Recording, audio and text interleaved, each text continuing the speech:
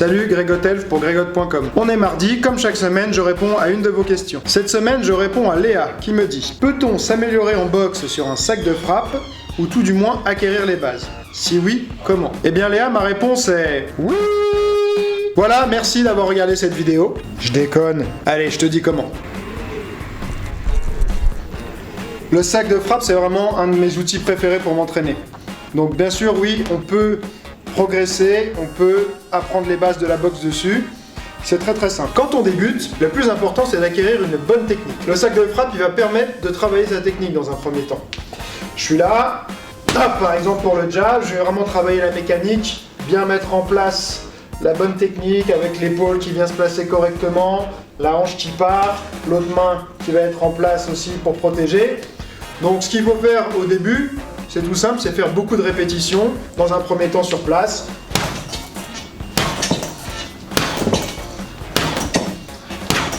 Je vais pas te dire exactement un chiffre, mais une bonne cinquantaine déjà pour commencer, c'est bien. Ensuite, tu passes à la technique suivante, par exemple un cross.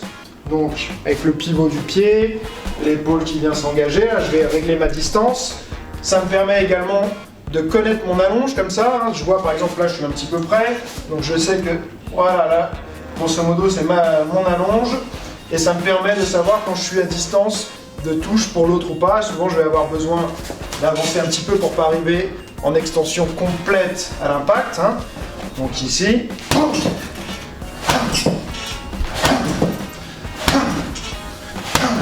Ok, on fait attention à son coude qui ne doit pas sortir non plus, hein, comme ça. On part sur une ligne, on pivote, on revient. Donc tu peux faire ça pour chaque type de coup de poing. Hein, donc le jab, le cross, le crochet. Les uppercuts sont un petit peu plus durs à travailler sur les sacs comme ça, mais on peut travailler les uppercuts au corps. On peut en faire autant pour les jambes. Une fois qu'on a travaillé les techniques de base, on va pouvoir commencer à essayer de placer des enchaînements. Toujours commencer du plus simple, du plus basique, vers le plus complexe. Par exemple, je peux m'entraîner à faire simplement un jab cross. Je vais travailler en même temps la stabilité de mes appuis, hein. Je vois si je tombe ou pas sur l'avant, si à chaque fois j'ai besoin de me replacer. Voilà, donc ici. L'avantage par rapport à faire la même chose dans le vide, c'est que là on a un impact qui fait un retour de force et qui va mettre un petit peu plus en difficulté la stabilité des appuis. Dans le vide c'est plus facile, on vient là, il n'y a pas grand chose pour nous perturber si on est bien placé.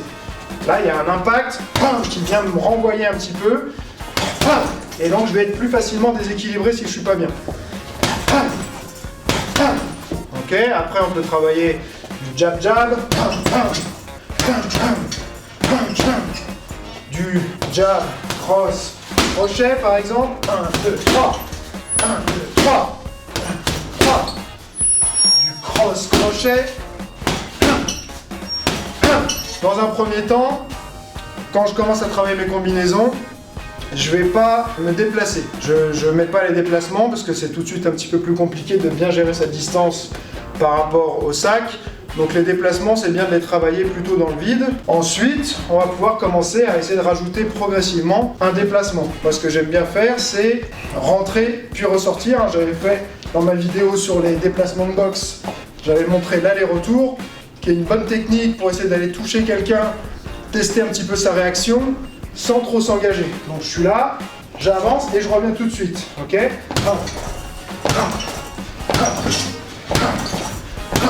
Toujours le point qui revient bien en place, on fait attention à ne pas faire un et se relâcher comme ça. Donc ça c'est pareil, on peut en faire beaucoup, ça va donner un petit peu d'aisance dans les jambes. Un autre enchaînement, pareil avec un petit déplacement, ça va être 1, 2, par exemple en 2 temps, 1, 2. J'avance sur le jab, j'avance sur le cross.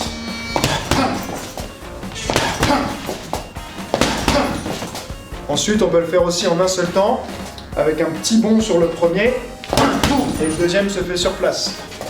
Voilà. L'avantage, c'est que là, tu vas vraiment pouvoir travailler et ta technique, et ton explosivité, et ta puissance, surtout si tu as un sac de frappe qui est relativement lourd. Ensuite, tu peux aller sur des combinaisons un petit peu plus longues, donc des enchaînements de 2, 3, 4 coups. 1, 2, 3, 1, 2, 3, ou Je vais bien, j'avance. 1, 2, 3, 4, boum, et je ressors par exemple. Hein, donc travailler entrée, sortie. Là, 1, 2, 3, et je ressors. 1, 2, 3, et je ressors. Pareil sur 4. 1, 2, 3, 4, et je ressors. Ça va te permettre de bien travailler son explosivité. Tu peux aussi travailler au sac tes esquives ou tes blocages. Donc par exemple, je vais m'entraîner sur esquive partielle, crochet, cross. Donc là, dans un premier temps, là, j'étais un petit peu loin. Je vais me mettre déjà à distance pour pas avoir à faire le déplacement. Je pourrais le faire dans un deuxième temps.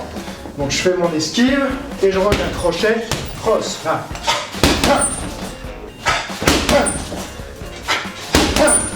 D'accord, et tu peux faire ça pour tout type d'esquive avec leurs remises qui correspondent à chaque fois. Un exemple d'un blocage, je vais pouvoir bloquer avec mon avant-bras le bras avant ici, remise et cross, puis crochet.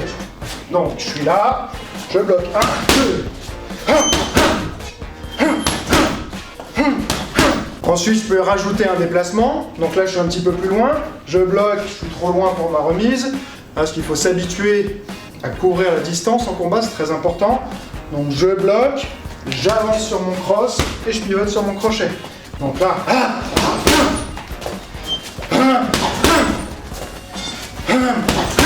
ceux qui veulent inclure les jambes, vous pouvez faire la même chose, par exemple blocage, boum, remise, je suis là, 1 je bloque, 2 je frappe, 1 je bloque, 2 je frappe, ou 1 je bloque, boum, boum, et je frappe. Pour finir, tu vas travailler en mouvement.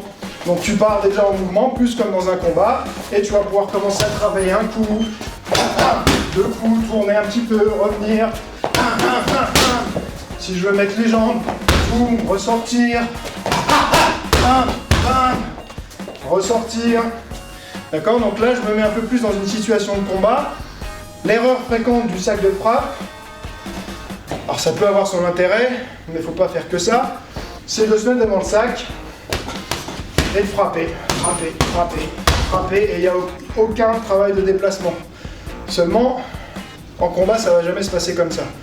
D'accord, parfois on peut submerger quelqu'un qui va se retrouver en boule comme ça, qui ne va pas trop bouger, mais la plupart du temps, les personnes elles vont se défendre, elles vont réagir à l'attaque, elles ne vont pas rester sur place. Donc si on ne travaille pas cette capacité à se déplacer dans un enchaînement, à le suivre, ça ne viendra pas, ça se passera jamais en combat. Pour résumer, tu commences avec de la technique simple, en statique, sur place. Essaie de faire beaucoup de répétitions pour vraiment ancrer le mouvement correct. Par la suite, tu pourras ajouter les étapes que je viens de montrer. Je te recommande quand même de finir en général par quelques rounds au sac libre pour essayer de mettre en application ce que tu viens de faire. C'est une bonne occasion de travailler son cardio et son punch. Tout dépend du travail que tu as fait avant, du nombre de répétitions que tu as fait au sac, mais on va dire que 5 rounds de 3 minutes avec 1 minute de repos entre chaque, c'est une bonne base de travail pour commencer. Le sac de frappe ne remplacera jamais le travail avec un partenaire, mais il permet de travailler certaines qualités qui sont essentielles à la boxe, sur lesquelles on va vraiment pouvoir mieux se concentrer qu'avec un partenaire.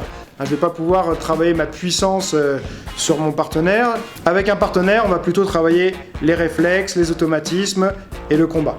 Plus tu avances dans le travail au sac, meilleurs seront tes enchaînements parce que tu vas ancrer dans ton corps les automatismes, les enchaînements vont sortir tout seuls après. Voilà Léa, j'espère que j'ai bien répondu à ta question et que ça va t'aider dans ton entraînement. Si toi aussi tu as des questions, clique sur le lien dans la description et ce sera peut-être ta question que je choisirai. Donc, un peu. Oui, oui, tu vois, je déconne. Vas-y. D'accord. C'est vraiment du gros plan, non? On recommence? Je te recommande. Ah ouais, je te recommande. T'es d'accord?